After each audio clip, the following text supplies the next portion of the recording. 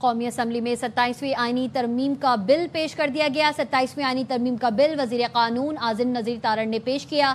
उन्होंने कहा कि 26वीं आईनी तरमीम के वक्त बहस के बाद कुछ एडजस्टमेंट की गई। माजी में मिसाक जमहूरियत में आईनी अदालत के क़याम पर इत्तफाक हुआ था। 26वीं आईनी तरमीम के मौके पर मौलाना फजलुर रहमान के कहने पर आईनी बेंच पर इत्तफाक किया गया। हमने आईनी अदालत के क़याम के बजाय बेंचेस पर इत्तफाक किया, फिर वो तरमीम पास हुई। आईनी तरमीम इत्तफाक राय से की जाती हैं। 26वीं आईनी तरमीम पास हुई, बेंचेस से एतराज़ात आए। कहा गया अदालत में अदालत बना दी, निज़ाम चलता नजर नहीं आता। कुछ मामलात ऐसे थे जो आगे भी आते रहेंगे। आईनी अदालत के क़याम पर तजावीज़ इत्तेहादियों से ली गई। अब इत्तफाक हुआ, वफाकी आईनी अदालत कायम की। ई चलान के खिलाफ दरख्वास्त पर सिंध हाई कोर्ट ने फरीकैन को नोटिस जारी करके 25 नवंबर को जवाब तलब कर लिया। अदालत ने दरख्वास्त को ई चलान से मुताल्लिक दीगर दरख्वास्तों के साथ मुंसलिक करने की हिदायत की। दरख्वास्त में चीफ सेक्रेटरी सिंध हुकूमत, IG, DIG traffic, NADRA, excise और दीगर फरीक हैं। दरख्वास्त गुजार ने मौक़िफ़ अपनाया। कराची का पूरा इंफ्रास्ट्रक्चर तबाह हो चुका है। शहर में सड़कें टूट फूट का शिकार हैं, कोई सहूलत नहीं, लेकिन शहरियों पर भारी जुर्माने आयद किए जा रहे हैं।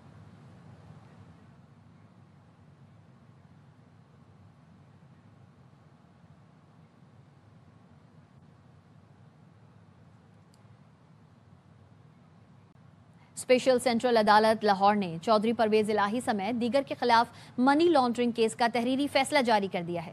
तहरीरी हुक्म के मुताबिक परवेज इलाही के वकील ने 1 रोज़ा हाजिरी माफी की दरख्वास्त दायर की। सरकारी वकील ने दरख्वास्त की मुखालफत की। अदालत परवेज इलाही की हाजिरी माफी की दरख्वास्त मंजूर करती है। परवेज इलाही की बरियत की दरख्वास्त पर 25 नवंबर को कार्रवाई की जाए। अदालत ने परवेज इलाही की बरियत की दरख्वास्त पर फैसला महफूज कर रखा है। FIA लाहौर मुकदमे का चलान जमा करवा चुकी है।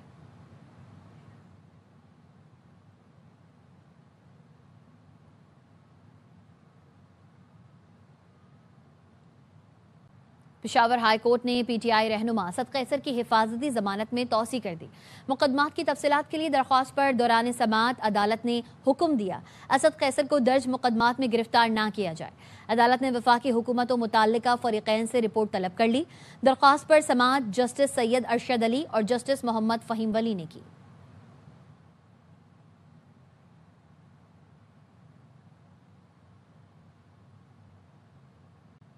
इस्लामाबाद हाई कोर्ट ने 190 मिलियन पाउंड केस का फैसला सुनाने वाले सेशन जज को काम से रोकने की दरख्वास्त काबिल समाअत होने पर फैसला महफूज कर लिया है। मजीद तफसील जानते हैं हुसैन अहमद चौधरी से। जी हुसैन। जी देखिए, सुप्रीम कोर्ट के 2004 के ऑब्जर्वेशन की रोकथाम में सेशन जज नासिर जावेद राना के खिलाफ दायर दरखास्त काबिल समाअत होने पर फैसला महफूज कर दिया गया है। चीफ जस्टिस सरफराज टोगर ने दरखास्त गुजार वकील से मुकालमा करते हुए कहा कि आपके दलाइल सुन लिए हैं, हम उस पर ऑर्डर जारी करेंगे। 22 साल पहले का ऑर्डर था, तो पहले आप कहाँ थे? 22 साल बाद आपको याद आई कि सुप्रीम कोर्ट के हुक्म पर अमल दरामद नहीं हुआ। चीफ जस्टिस ने कहा कि 22 साल बाद मामला अदालत लाने से आपकी बदनीयती जाहिर होती है। मैं आपको इजाजत नहीं दे सकता कि जब आप मर्जी दरखास्त दायर करें और जब आपकी मर्जी ना हो दरखास्त दायर ना करें। चीफ जस्टिस ने कहा कि 22 साल हो गए हैं, उस वक्त आपको ख्याल नहीं आया, आज आपको ख्याल आ गया इसको चैलेंज करने का। चीफ जस्टिस ने कहा कि एक ऑर्डर था 22 साल पहले का, वो आज 22 साल बाद अमल दरामद कराने आप कैसे आ गए? जिसके बाद अदालत ने वकील दरखास्त गुजार रियाज अनीस भाई के दलाल सुनने के बाद दरखास्त के काबिल समाअत होने पर फैसला महफूज कर लिया है। हुसैन अहमद चौधरी अपडेट करे थे, शुक्रिया।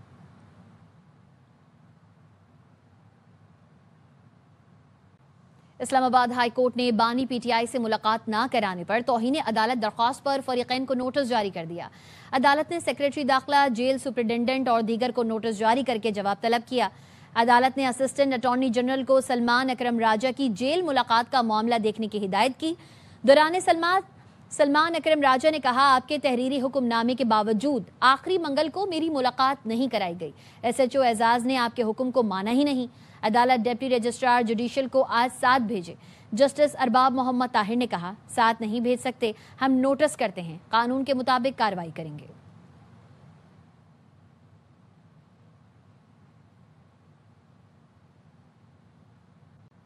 IMF ने गुज़िश्ता 10 साल की सप्लीमेंट्री ग्रांट्स के स्पेशल ऑडिट का मुतालबा कर दिया है। वजारत खजाना के ज़राए का कहना है IMF ने सप्लीमेंट्री ग्रांट पर वफाकी हुकूमत के इख्तियारात महदूद करने का भी मुतालबा किया है। मजीद तफसील जानते हैं शोएब निज़ामी से। जी शोएब। जी, IMF ने पाकिस्तान में जो पब्लिक फाइनेंस मैनेजमेंट है उसमें बेहतरी के लिए जो है कुछ आदाब दिए। इस सिलसिले में IMF का तकनीकी माहिरीन का वफ्द आज इस्लामाबाद पहुंच गया है, जो एक हफ्ते इस्लामाबाद में क़याम करेगा और पब्लिक फाइनेंस मैनेजमेंट से मुताल्लिक जो इशूज़ हैं में शफाफियत लाने के लिए, उसका ऑडिट बेहतर करने के लिए और उसके एक्सपेंडिचर को बेहतर करने के लिए जो है हाई पावर्ड कमेटी कायम की जाएगी और इसके साथ साथ जिसमें तरामीम है वो भी की जाएंगी। IMF का वक्त जो है वो मुख्तलिफ उमूर का जायजा लेगा और इस बात पर अब इत्तेफाक किया जाएगा कि मिनिस्ट्री ऑफ फाइनेंस और प्लानिंग मिलकर जो है बजट सर्कुलर देंगे, जिसके बाद जो सप्लीमेंट्री ग्रांट के मैकेनिज्म और इसको अटॉर्नी जनरल पाकिस्तान से मजीद जो है उसको मुतारिक किया जाएगा, इस सिलसिले में उसका किरदार बढ़ाया जाएगा और पब्लिक फाइनेंस मैनेजमेंट एक्ट में जो तरमीम है वो भी की जाएंगी ताकि जो सप्लीमेंट्री ग्रांट का जो मैकेनिज्म है वो मजीद शफाफ बनाया जा सके। जी, शोएब निज़ामी अपडेट कर रहे थे, शुक्रिया।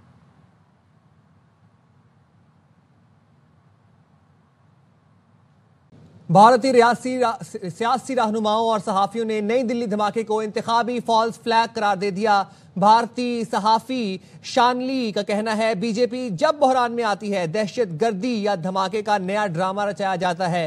दहशत गर्दी ब्लास्ट का ड्रामा रचाकर फौरन पाकिस्तान को मुर्दे इल्जाम ठहराया जाता है।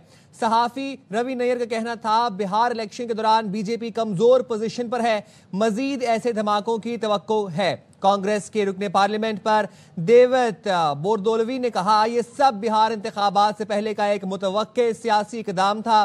भारतीय सहाफी कल्की का कहना है बीजेपी हुकूमत ने दिल्ली में अपने ही शहरियों पर बम गिराए ताकि एहतजाज रोके जाएं। भारतीय शहरी ने कहा हर इंतखाब से पहले बम धमाके क्यों होते हैं, आखिर फायदा किसको होता है। साबिक RSS रहनुमा यशवंत शंडे के अदालती हल्फिया बयान का हवाला दोबारा ज़ेरे बहस है। तो पुलवामा, उरी और पठानकोट के समय गृह मंत्री रहे थे, आज वे रक्षा मंत्री हैं और हमारे गृह मंत्री महोदय श्री अमित शाह जी के नाक के नीचे पूरा मणिपुर जल गया, दिल्ली में दंगे हुए, पहलगाम में हमला हुआ और आज भी वे उसी पद पर बैठे हैं। क्यों? A shocking statement from Congress MP Pradyut Bordoloi has sparked outrage. The Assam leader has claimed that the Delhi bomb blast is linked to the upcoming Bihar. बात करने के लिए हमारे साथ मौजूद है सिक्योरिटी एक्सपर्ट डॉक्टर कमर चीमा साहब। बहुत शुक्रिया डॉक्टर कमर साहब, आपने एयरवाइन न्यूज़ के लिए वक्त निकाला। डॉक्टर साहब, ये पहला मौका नहीं है कि हमने देखा हो कि भारत के जाने से कोई फॉल्स फ्लैग करने की कोशिश की गई हो। हर दफ़ा हम देखते हैं कि इंतखाबात से पहले कोई ना कोई बम धमाका, किसी न किसी किस्म का ड्रामा रचाने की कोशिश की जाती है और फिर अब हम देखते हैं कि भारत के अंदर से आवाज़ें उठ रही हैं, सियासी रहनुमा और सहाफ़ी आवाज़ उठा रहे हैं और कह रहे हैं कि ख़ास तौर पर बिहार इलेक्शंस करीब है, इस वजह से सरकार ने अपनी ही आवाम के ऊपर बम गिराए। कैसे एनालाइज करेंगे? बहुत शुक्रिया। देखिए, इम्पोर्टेंट चीज़ ये है कि आपको पता है कि हर इलेक्शन से पहले एक ही पैटर्न है। पहली बात तो ये है।